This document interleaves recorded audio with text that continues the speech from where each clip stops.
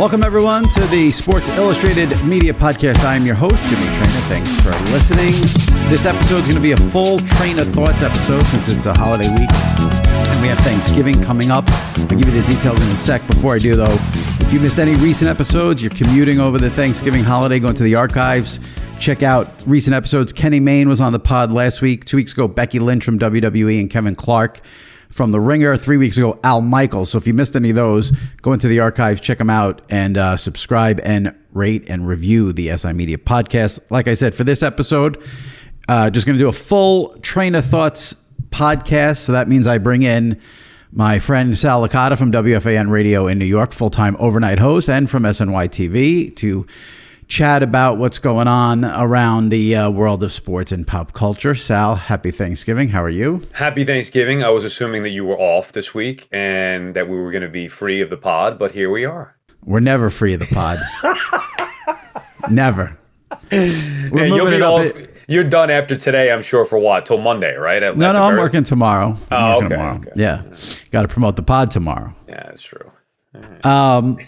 We'll get into a lot of Thanksgiving stuff and the Thanksgiving NFL games, a couple of other topics. Let me start with this because it's fresh. We're taping on Tuesday afternoon. The Monday night game, Giants-Bucks, that was the least of the Manning cast that I have watched. I watched Julian Edelman in the fourth quarter, did not watch any of the second and third quarter with Condoleezza Rice and Kevin Hart, and I got to it a little late in the first quarter, so I didn't see Parcells, who I would have watched. But I did catch halftime. And Chris Berman does the highlights at halftime still, which is amazing. And, you know, it's so cool to get on Twitter and shit all over Chris Berman. Like, it's, you know, one of those Twitter things. But meanwhile, everyone I know loves Chris Berman. But you go on Twitter and everyone hates him. Anyway, he was doing Vikings highlights. And he was doing an Adam Thielen catch. And he said something like... He quoted the Lionel Richie song "Dancing on the Ceiling," and he said, "Oh, we're dancing on the Thielen." And I don't. It just hit me. Sometimes it just hits you, and it just hit me. It just hit me, and I was like, "This is phenomenal." Do you have any favorite Chris Berman nicknames from over the years? Oh God, because you do have to be our age, I think, to get the full appreciation of it. I forget specifics, but I mean, there are so many over the years. You're watching him, and usually it's the random guys. It's not the popular player, right? It's just some random guy, and you don't even think of the wordplay.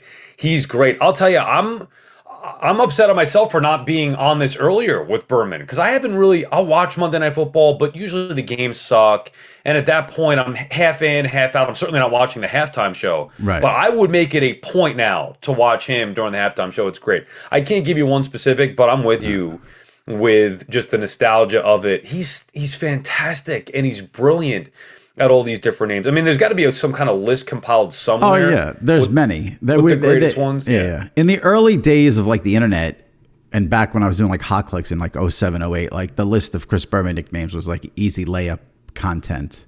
Oh, God. And I always felt like he had better baseball names than other sports. I mean, Burt B. Holmbley-Levin That's probably my favorite. As much as I love Berman, the only thing that I never was a fan of him doing was the stupid home run derby. Back. Like, that just got old because it was so repetitive. But other than that, I've been a huge fan of Berman. I want to mention the Manning cast because this is fascinating. Yeah. I think you'll find this interesting because we've talked about this all year long, right? Right. So last night, now I'm doing the shows in New York. I'm on literally after the Giants post game, so I got to be up on what's going on with this game. My plan going in was, all right, I'm going to see. I can't miss Parcells, so I'll watch the Manning cast with Parcells, and then I'll probably flip over. And I watched the Parcells thing. I stuck with the Manning cast. Watched Kevin Hart. Stuck with the Manning cast. All right, halftime, I'm going to go to the regular feed at that. Because there are things you miss. You miss penalties. You miss certain specific players. They're not, and because I'm following along on Twitter as well, I'm seeing the stuff that they're missing. So I was like, all right, second half, I need to go to the Manning, get off the Manning cast, go to the regular broadcast. I lasted probably a play before I was like, I'm addicted to the Manning cast. I can't do this. I don't, not only does the regular broadcast do nothing for me, I enjoy watching Peyton and Eli break it down. Even the guests are okay now. The problem is they're stepping on each other because of the delay. If Right. not for that, it's the perfect broadcast. I love it. I'm addicted to it. A big theme with the Manning cast for a few weeks now. There's a contingency out there that's in the camp of they got to get rid of the guests. And at first I was not in that camp, and then you're not going to get rid of all. I am firmly now in the camp like they need 2 guests maybe. They don't need 4. They don't need 1 each quarter. They need maybe 2 for the game. There's no way I can sit there and watch Kevin Hart or Condoleezza Rice. I just can't. Well, there's a football game going on. Can't do it. So I was on the regular feed. I don't mind the regular telecast. I think it's fine. I don't have any issues with it. Is it my favorite? No, I can deal with it. But when, I'm a big Edelman guy because I had written that I think he's going to be a big media star.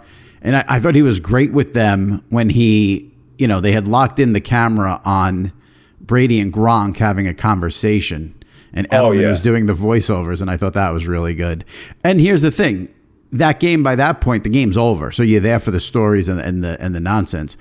If a game's 24-24 in the fourth quarter, you better have the right guest on to break that all. Russell Wilson was great. He was in the fourth quarter of a game with them, and he was good. But you don't need 4 guests with the Manning. Let Peyton and Eli do their thing. Yeah, I think, and I think last week we said they got to get away from the guests or whatever it was, which I would lean more toward getting away from the guests than having the guests. I also think, and I know why they would have a comedian or other type people, but I also think they'd benefit from just having football guests on, specifically in the fourth quarter. My bigger issue, though, because I actually enjoyed the Kevin Hart segment, and I'm not like a huge Kevin Hart fan, but I thought it was pretty funny and whatever. My issue is with the delay. Yeah. They have a problem. It happened all night. They're stepping. It's uncomfortable. As a viewer, it's uncomfortable. They're all 3 of them talking at the same time. Then they stop. And then no, you can't do it. I like when the guest is talking and they go to commercial and Peyton just has to say, "All right, well, thanks for coming on." And then that's also awkward wrapping it up. So I don't know if that's just being in the media or from a viewer standpoint. They got to clean that aspect of it up. Then I could deal with the guests in moderation, 1 per quarter, whatever, if you just limit it. But bottom line, I'm addicted to the broadcast. I can't get enough of those 2. Yeah, it's a very entertaining watch. And again, as long as you're not, you were into the game because you needed to watch for the Giants. For me, if the game's better, it's a little more hard to stay with it, but I usually end up staying with it. They're off this coming week. I think it's Bengals Browns, and they come back in 2 weeks. Which is a big one. Patriots. Bills. Pats Bills in 2 weeks. See, so now that's what I'm thinking. All right, big game. I don't want to miss stuff. Because again, it's not their fault. They're doing a show while watching a game. You're not going to hear who the penalty's on, what the penalty is. There was one challenge that they thought was upheld, meanwhile it was overturned, or whatever it was, the specifics of it. So you will miss some stuff. So for the bigger games, I'm thinking, I just want the broadcast. But I also think it's a detriment with Greasy. He does nothing for me. Riddick, Levy, whatever. Levy's a good guy, and I'm not saying he's a bad broadcaster. There's no appeal there. With the Mannings, there's a draw. I'm drawn to that broadcast. I think the biggest problem with the Monday night booth is 3 people.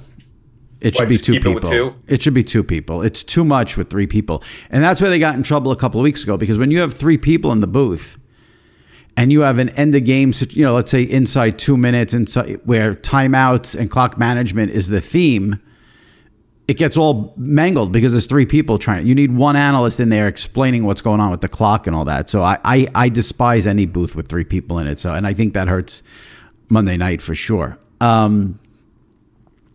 There was one other thing I was going to say about the Manning cast, and now I forgot, but it must have not been. Parcells, Hart, Rice. Yeah. No, I didn't watch, like I said, I didn't watch those 2. I came into it in the 4th. So, so they're off for this week, and then they're back in 2 weeks on the Manning cast. The next topic, the Janet Jackson, Justin Timberlake Super Bowl wardrobe malfunction documentary. The documentary is just called Janet. It's on Hulu. I watched it. I told Sal to watch it. He listened to me. He's a good friend. Listen, again, it's one of those things that was like prime time for us when that happened. You have to, I think, be of a certain age to appreciate it. You have to understand how different the climate was back then without Twitter and all this stuff. You knew it was a big deal, obviously. And if you're a Howard Stern guy like I am, that ended up, the Janet Jackson, Justin Timberlake thing ended up getting the target put on Howard's back for a lot of the stuff he was doing back on K-Rock on terrestrial radio. But there's a point in the documentary where Teray is on, and he comes on and he's just like, the flash of the breast was 9/16 of a second. And it's amazing that all of this damage and fallout because of 9/16 of a second of, him ripping her shirt off and her breast flying out. I was stunned at the vitriol hurled towards Janet Jackson over this when you watch the documentary. It's so over the top and ridiculous. It makes you wonder, like, what the hell was going on at that time. There's a billion things to this, and I did think it was a fascinating watch. And now it's part of like a series that's on Hulu. It's like the New York Times and FX are teaming up to do a bunch of documentaries. Yeah, and this was one part of that. Yeah. You're probably hearing you say that about the 9/16 or whatever. Think about how many people, how many more people probably saw that after the fact than they saw it live. I don't even remember seeing it live, and even if you did, would you even know, like, in that time, like, oh, what just like, did you comprehend it? I also remember, I was working at the Fan at the time. I remember Mike and the dog talking about it afterward, and like how big a deal it became. But it is bizarre to think back all those years ago. What, like, over that? It's not. Think about where we're at now.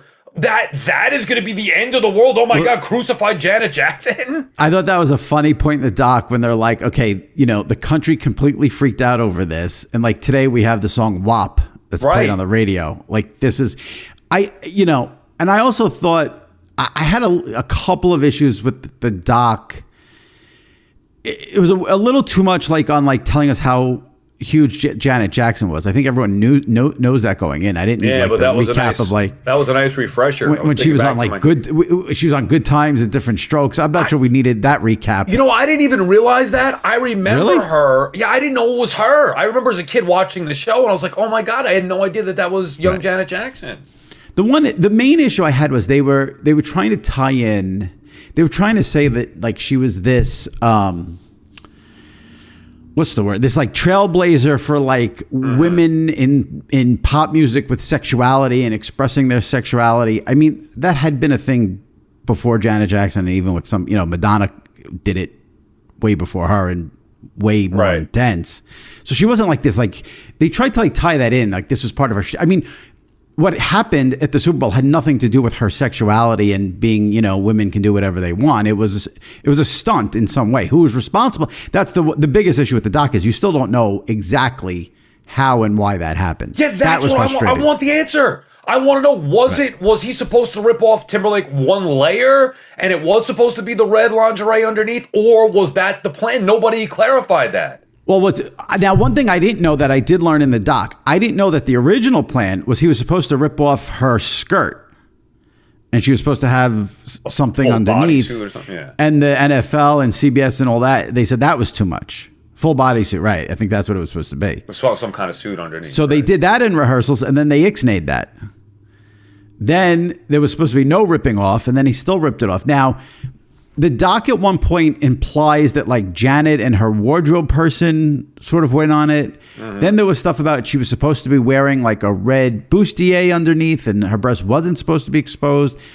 And I thought was really strange is that like Justin Timberlake flew in like 20 minutes before they performed that.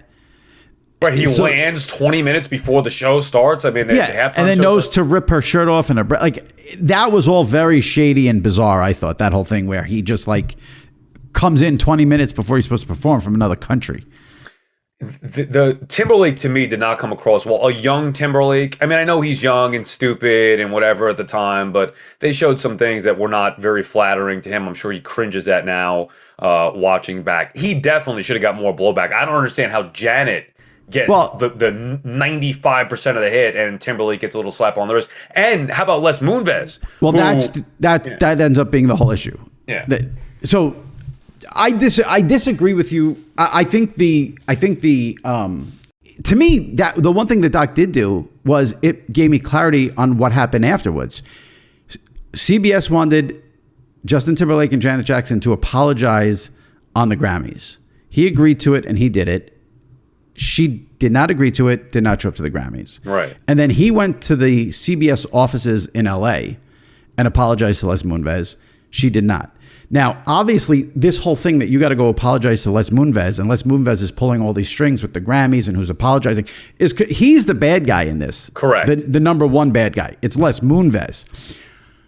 But I understand now at least what happened. If she would have apologized on the Grammys and apologized to Les Moonves, then maybe the blowback then on her goes down a little bit. Justin Timberlake did the apologies. I think they used the expression "kiss the ring" in the doc. Yeah. She did not. That's what ended up helping him go up and her go down, not the incident.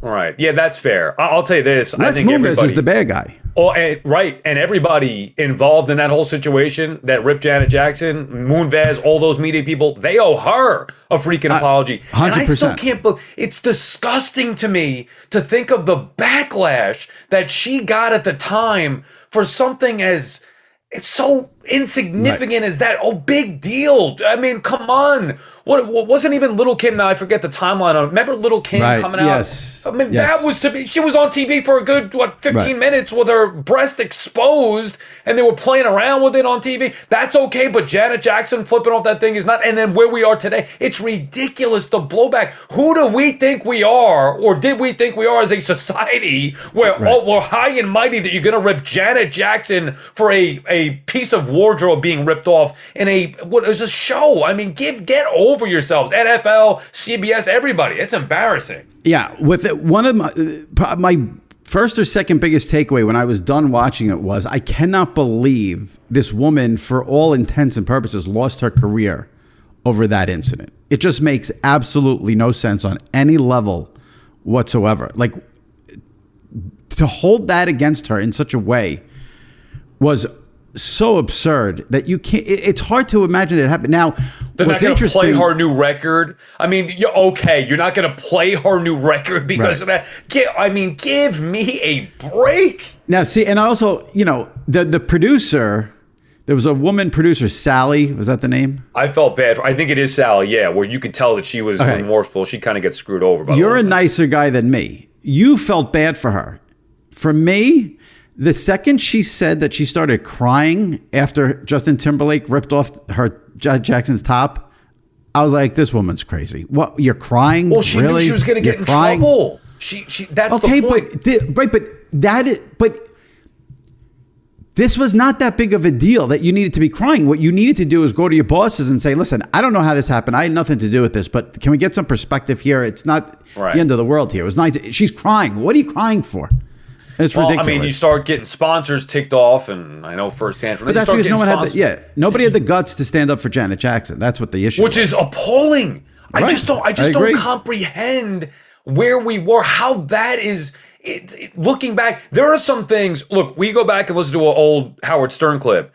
You look back at some of that stuff and sometimes cringe. You'd be like, holy crap, how did he get away with that? This I look back at and saying, what is the big deal? News stories everywhere, top news pages. Oh, Janet Jackson, how dare she expose her breast, wardrobe malfunction. I mean, give me a break. How pathetic. And here's the great sports tie-in of all this. The great sports tie-in and all this is that I give him credit. Paul Tagliabue, who was the NFL commissioner at the time, did the doc. I was surprised. And he said, now, again, another one of those things that gets lost over time. If you think about that Super Bowl, everyone thinks the halftime show was Janet Jackson and Justin Timberlake. Yeah. Justin Timberlake wasn't even announced. That was like a surprise.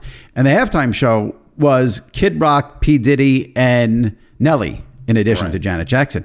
And Tagliabue is on camera saying he had heard from people for weeks before the Super Bowl that they were worried about the lyrics with Diddy, the lyrics with Nelly, the lyrics with Kid Rock. Kid Rock ripped a flag and put it over his head, and people saying he disrespected the flag because he wore the flag as a shirt. And he said he got absolutely no pre-Super Bowl show comments about anyone worried about Janet Jackson. They were all worried about the other three. And then it ended up where the Janet Jackson thing ends up being this big hullabaloo, which... Why? Because one person or two people are offended by it? Oh my God. A semi-exposed breast for 9/16 of a second. How are my kids ever going to survive in this world? I can't imagine. In the doc, they get into how there was this thing called the Parents Television Council, which I knew from... Because they used to go after the WWF and Vince McMahon, and they used to go after Howard. And... them combined with a Republican senator who wanted to clean up the airwaves, quote unquote, they sort of combined to push this thing. Then the FCC finds CBS all this money. That's where Les Moonves comes in. And then again, this is really all about, this was Les Moonves, the president of CBS, who I think put the dagger into Janet Jackson more than anyone. Like telling people, hey, don't put her on TV. She wouldn't, because... Like, don't play her records. Right, like Justin Timberlake. She didn't kiss his ass. She didn't kiss the ring, so to speak. Right. A week later, Justin Timberlake is at the Grammys. She wasn't, because she didn't apologize. Disgusting. They show in the doc Justin Timberlake at the Grammys apologizing for what he did. But the one thing I don't understand though is, I'm surprised though the hit on Janet Jackson lasted so long. Okay, when this happened, it was a white hot fever pitch. Maybe she lays low for 2-3 months, and then she comes. Like, this lasted for years. It's so insane to me. Insane. That's what's gonna. I'll tell you, from my perspective, I don't even really think about that incident when I think back at Janet Jackson. I'll think about that Rolling Stone cover. I think about the albums. I think about the music. I don't think about that incident. But then to watch this back again, it reminded me how big of a deal that was. They got to make this right, man. They screwed her over. That's not right. They need to have her. It's too late now. Well, I mean, why can't they have her perform at the Super Bowl? She probably wouldn't even do it. Right. But yeah, right. He did. And yeah. Right. He did it years later. So why not say, hey, you know what? And for the record, as much crap as everybody was giving Timberlake, I thought his tweet or whatever it was, his post, apologizing to not only Janet, but for his behavior in the past and to Britney Spears as well. I think that showed maturity and accountability. I think he deserves credit for that. He did the right thing. Other people need to come forward and do the same thing for Janet. And I do think the NFL should do right, and at least offer her and say, look, we are terribly sorry for the way that things went down. We apologize. We offer you the halftime show if you would be so kind as to accept. She probably wouldn't do it, but at least they should do that. That's why I said I thought it was a little over the top in the venom that the doc has for Justin Timberlake, because you have to think of the time. At the time, he's probably in his early 20s. He's putting out an album. He's trying to get his career going. So, yeah, he's going to kiss Les Moonves' ass, do his apologies, and try to keep his career going. And most people would have done the same thing. He didn't want any negative feedback. He's at a point that he wants to make everybody happy and keep, making money and move his career. It kind of makes it out like he intentionally tried to sabotage Janet Jackson. I don't believe that to be true. Or that she was torn down and he got launched because of that. I think the timeline may look like that. And I do think she was hurt, obviously, by the incident. I don't think that launched Justin Timberlake to another stratosphere. Right. To me, not to repeat myself, but it all comes down to those apologies that he did in person and then at the Grammys. You didn't watch Curb this week, you told me? No, because we're taping on Tuesday. Normally we tape on Wednesday. I had the Giants last night. I get the overnights. I took an hour and I watched that Janet show instead. I have not watched Curb yet. I will do so maybe today. It was a good episode. We'll get into it next week. Where are we at now? 5 or 6 so far on this year? I think that was the 5th. Okay. And what do we know how many we're getting? 10, 12? 10. Okay, 10. Yeah, the one thing I would say about this week without any spoilers, and we've said it before, I'm not going to give anything away that happened. Vince Vaughn has been so great. He was great again this week. Yeah. Vince Vaughn has a very, very good scene with Larry early in the episode. And Vince Vaughn has been great on this show, I have to say. I enjoy his work, yes. Yeah. All right, let's talk about Thanksgiving games here and a bunch of things. First things first. I saw the I am strictly in the camp that the NFL needs to stop with the Lions. People think it's like cute and fun. Like, I don't think it's cute. It's not fun. Like, it's so fun to watch the Lions lose. Oh, it's tradition with the Lions. I don't think it's funny or cute. Like, I want to see a good football game. Like, it's not. It needs to stop. These games in general, I think they haven't been great matchups in recent years, at least off the top of my head. But with the Lions in particular, going in that of the 3, one is going to be a horrible game because the Lions are in it. But my thing is like someone on Twitter said to me, like, oh, bad teams can still play an entertaining game. I don't No. I don't want to watch teams that have no playoff hopes. Like there's nothing intriguing about it to me. There's no, I don't want to watch this game. Bears, Lions, it's horrible. So you agree with me that the tradition should end? Yeah, and I remember reading last year your column. Now, look, there was a part of me, we both did. I grew up watching Barry Sanders and Wayne Fontes. So I loved Barry Sanders as a kid, and I thought it was cool back then to watch those Lions, even though they weren't very good, to watch them play on Thanksgiving. And yeah, at times, generally the Lions maybe would be scheduled against a quality opponent. So even though the Lions aren't good, you still see the superstar opponent. But I think the idea of the Lions, who have just been so bad for so long, I know it's tradition. How about this? Move the game then. Move the time. I don't want to watch them at the first game of the day. I'd rather have them on a dinner when I'm actually eating or doing something else. At 12:30, I want to watch the game. No, see, that part of it I don't mind because I can blow it off, spend time with family, then we eat and then get to the Cowboy game quickly. You watch. Let me ask you your personal schedule. Which games is it easier to watch of the three? Oh, the 8 o'clock game. That's when I have peace and quiet. And then the other two are a little bit more hectic. Well, the other, like, I usually go to my aunt's in the middle of the first game. Okay. And then I watch the entire Cowboy game at my aunt's house. So for me, like I'm watching the first game probably more than anything because people are setting up and you're still getting ready. I'm not locked into that first game because I'm getting ready. Then I drive to my aunt's. You got to say hello, how are you, happy Thanksgiving, blah, blah, blah. You miss it. But by 4:30, then that whole game I watch. You know, we have that's we're fair. not one of these families that shuts the TV off when we eat. We leave the TV on when we we'll turn the sound on and we'll keep the game on. So me too. Watch it that way. I mean, that's fair. I guess you're right about that. The time, maybe that is the right time if you're going to put it there. But I'm with you on the bigger picture. It should be rotating. Get the freaking Lions off. They're never going to change it because as people, you know, when I wrote this, I heard from a lot of people in TV who would know, ratings people. They're never going to move it because here's how and it makes sense. This is how the NFL looks at it. 25 million of us assholes are going to watch that game on Thursday. Like we could sit here and bitch and complain about Bears Lions. We're going to watch it. First game or all game? Well, the Bears Lions. We're going to bet it. There's fantasy. 25 million people will watch that game on Thursday. So the NFL looks at it like this.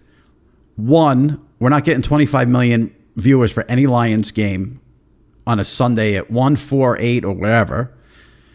And why put a good game there? You know, why put a potential Sunday 425 game there? When that's going, you know, for example, they're going to draw anyway. Right. Cowboys Chiefs this past Sunday, which was a terrible game, close, but not exciting plays. Most watched game of the season, over 28 million viewers for that game. Right. Why would they move it? They're getting 28 million for a Sunday 425. And they're going to get way more, or relatively speaking. And they'll get 25 million viewers for. If you had Bears Lions on a Sunday, you're going to get 3 million people. Right. So you could put it on that and everyone watches it. So the NFL is not going to, they don't want to shoot their shot somewhere else with the Lions when they're guaranteed to get. Right. It doesn't matter who they play. I know, but from a fan's alone. perspective, these games are special. You always look at the Thanksgiving, when the schedule comes out, Thanksgiving Day is one of the most looked at, if not the most looked at week or day of the year. What do we got on Thanksgiving? Because you all know that's what you're going to be doing. You're going to be sitting around the table, eating, talking with your family, watching football all day long. And you know from the get-go, you're already half out of it with the Lions. Regardless of who they play, it's generally a wasted game. And now you look at it, Lions, Bears. I mean, come on. And the way that it breaks with the injuries, there's nothing to watch in that game. It's dreadful. You got to bet it. Even with that, now I do the traditional Turkey Day teaser like no other. I mean, come on, you got to be involved. If you're not doing a Turkey Day teaser, you're doing Thanksgiving wrong. After all that, we're both going to be locked in. That's why the NFL's never going to move the game. It's just a matter of getting to 4:30. Usually I lose by the stupid Lions game. For years, I've always gotten sucked in. I won't take the Lions, and they always lose.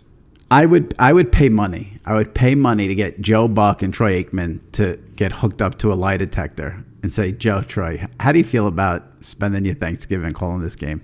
Oh my God! I saw your tweet. I thought that was funny about they should call in and say that they false positive. Well. Yeah. got a rapid test. A positive. Can't call the game Friday. False positive. I'm ready to go. Nobody wants to do a bad game, even if it were the Lions. If you scheduled them against Tom Brady and the Bucs, we know it would be a squash game, but you get to see Tom Brady and the Bucks. What is the appeal of watching these two teams? And I'll take it even further. I know it's the Cowboys and they've been terrific this year. Actually, one of my favorite teams to watch. I don't love that matchup either. Cowboys, Raiders. Well, that's the whole. Then you get into before the season. I get what the NFL is doing there. They're bringing in the Raiders. They're going to get that will be the highest rated game of the season by far. And I have no issue with the Cowboys playing every Thanksgiving at 4:30. It's the Lions. It's not funny anymore. But I want a prime matchup. I want to. They make the schedule before the season. You don't know who's going to be good and good and bad there. I know, but if you could give me a. Look, the Bears-Lions, I know it's a division rival, but obviously with those two, who cares about that division rivalry? If you could give me the Cowboys, even the Cowboys-Eagles, or I know it can't be the Cowboys-Redskins every year, or whatever, Washington football team. Yeah, it can't be Cowboys-Washington every year. I don't know. I just don't love that. Or anticipate one of the better teams. Did anybody really think the Raiders are going to be a great team in the AFC this year? Well, I think they're one of those teams that have national appeal, so that's why I think they went there. Now, the tradition the league needs to start, which I've been on this for like the last 3 years. They're never going to do it. It's just in my own fantasy world. There needs to be a Friday morning after Thanksgiving, 9 a.m. London game. Let me explain. Most people are off from work. You got college all day in the afternoon on Friday. NFL, 9 o'clock, you wake up, you're ready to vomit from everything you ate the night before. You're going to be on the couch. You don't want to do Black Friday. Friday is a couch/chair day, 9 a.m. NFL from London. They need to do that. Not a bad idea. See, here's where you and I have now separated a little bit. You're living the life that I'm envious of, that I used to live. When I was not married and not a father, I would agree with you and say, and I remember saying, give me the Thursday night Thanksgiving game. It's not enough with 12 o'clock, 4 o'clock. Give me the Thursday night game. I'd be on board for a London, Friday morning, 9 a.m. football game. Of course, now with other responsibilities, the Thursday night game's too much for me. So yes, from the mentality of if I were sitting home with nothing to do. Well, what are you going to be doing Friday at 9 o'clock in the morning? Well, I should be working. But aside from that. Well, then. Yeah. That takes you out of. Aside from that, the point is, imagine me pitching to my wife after watching football the majority of Thursday, even during a holiday. She knows all day Sunday for the last 11 weeks I've been locked into the football downstairs, basically on my own. Imagine me saying Friday morning, the day after Thanksgiving, which is the day people want to decorate, they want to go shopping, want to spend some family time, and I got to watch a football game. She'd kill me. I wouldn't be able to survive that. First of all, if you go shopping that day, you're a sociopath. Let's start with that. And the decorating can happen at 12 o'clock. Yeah, I guess. You're only locked in from 9 to 12. Then you have the whole day free. That's the beauty of the 9 a.m. London game. You got all the big college games. You're right. There's just... You're not going to be watching that on Friday afternoon. No, I'd have to get divorced to do so. But I miss those days. I remember, whether it's texting with you or Malusis and we used to bet these games. I mean, that's a huge college football day, the Friday after Thanksgiving. And now I'm married with a kid. It's over. Those days are over. Just whatever you do, don't tell me you're going shopping on that Friday. No, I don't. I don't actually think... Get killed in a stampede at Walmart. All right. Give me I need your Thanksgiving food power rankings. Give me like top 5 if you can. All right. It's got to be what? The traditional food or what I have Whatever you're going to eat on Thursday, top 5. My number one thing is we've been doing a family tradition, rice balls. So we just made them actually the other day, deep fried, old school Italian rice balls. That's my number one, no question. I'm a sides guy. I could do without the turkey. Good old fashioned mashed potatoes. I love the antipasto. I mean, see, this is the tradition. Show up at my mom's house before kickoff for the Lions. Hey, mom, dad, when he was around, hey, get the antipasto ready. Not that I was ever helping. I was getting there. I wanted to eat the mozzarella, the salami, the ham. I'm eating all that as I'm watching the Lions blow my teaser in the first part of the day. So I like the antipasto. I like the sides. That would probably be my top 3. Rice ball, mashed potatoes, the antipasto. I'm good with that. You can keep everything else. You're a way, way, way better Italian than I am. You don't like the antipasto? This is my issue that I've gotten into with my family for 30 years. Okay? I get you want to be these hardcore Italians and you're from Italy and everything's got to be glutton and all that. Can we just have a normal Thanksgiving just once where we just have turkey and mashed potatoes and stuffing? We don't need antipasto and the fried cauliflower and all the cheese and why can't we just have a normal thing? No, can never just be a normal thing. So give me your big turkey guy? No, listen, I have like one slice of turkey for tradition because it's Thanksgiving. You have turkey. Be a human being. Be part of society. Lather it up in gravy and suck it up and eat douse it in stuffing and mashed potatoes. But my aunt makes the best stuffing with the sausage in it. You got to have the sausage in the stuffing. If there's no sausage in the stuffing, then get at it. And then now, is it bread stuffing? Yeah. Okay, bread stuffing with the sausage. Rice. Yeah. Give me the stuffing. Give me the mashed potatoes. And that's it. I'm good to go. It's Thanksgiving. We don't need to reinvent the wheel here. We used to have pasta before we had the turkey. And we cut that. Yeah, we cut that out. Yeah. Yeah, I wouldn't be opposed to it. See, the main core, who likes turkey? You're right. You have it because it's tradition. And I love the smell of it in the house. I just don't. I hate cutting it too. Now that I've had to take over those dudes, you ever cut a turkey? That's a pain in the neck. No, oh my God! My uncle does it. I stand next to him and I criticize him the whole time. Yeah, exactly. That's what I do. That's what I do. Until you do it, you don't realize how difficult it actually is. If you have good gravy, then the turkey can be enjoyable. Yeah. What about desserts? Are you big into pie? You're not really a sweets guy, right? I'm more of a food. Yeah, I don't care about the desserts. Agreed. Just give me the food. Give me like 8 pounds of mashed and stuffing. Agreed. 100%. And that's it. Yeah. All right. Well, enjoy your rice balls and your antipasto and not being able to watch football on Friday. What's the play? Come on, you got to give the audience a Turkey Day teaser, no? Or at least whatever you're going to play as of now. Have you looked at the lines yet? I mean, the Lions will probably get their first win, I would assume. Thanksgiving at home. Andy Dalton. What's the spread in that game? You have the spreads up? I can tell you right now.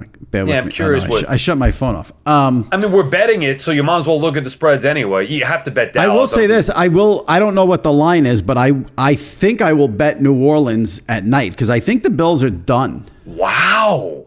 That's a bold prediction. I hate that it's Trevor Siemian, but they're at home, and they haven't played well either.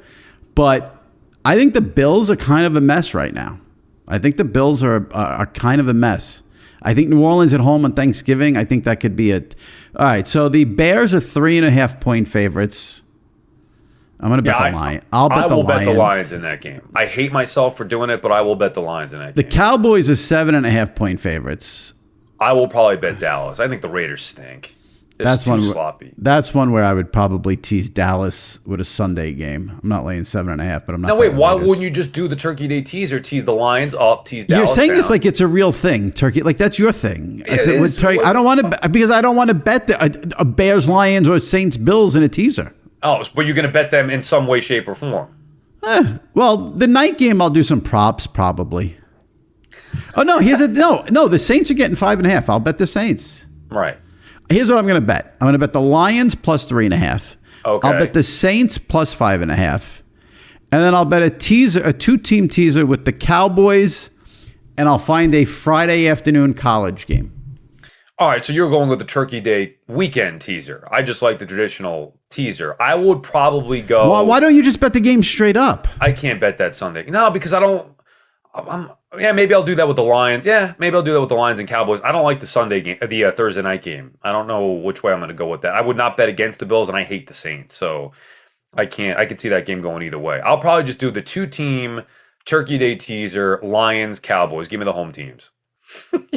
Actually, maybe here's what I'll do. I'll do a Cowboys Ohio State teaser. What's the line in that game? Ohio State. 8. That's on Saturday, isn't it? Yeah. At noon? Yeah. Yeah, that's a must watch. All right. My thanks to Sal Licata for a full Train of Thoughts episode. And if you missed any recent episodes, check them out in the archives. Last week on the SI Media podcast, Kenny Mayne. 2 weeks ago, Becky Lynch and Kevin Clark. 3 weeks ago, Al Michaels. Subscribe, rate, and review. Have a happy, safe, healthy Thanksgiving. Thanks for listening. And we'll see you next week right here on the SI Media podcast. Take care.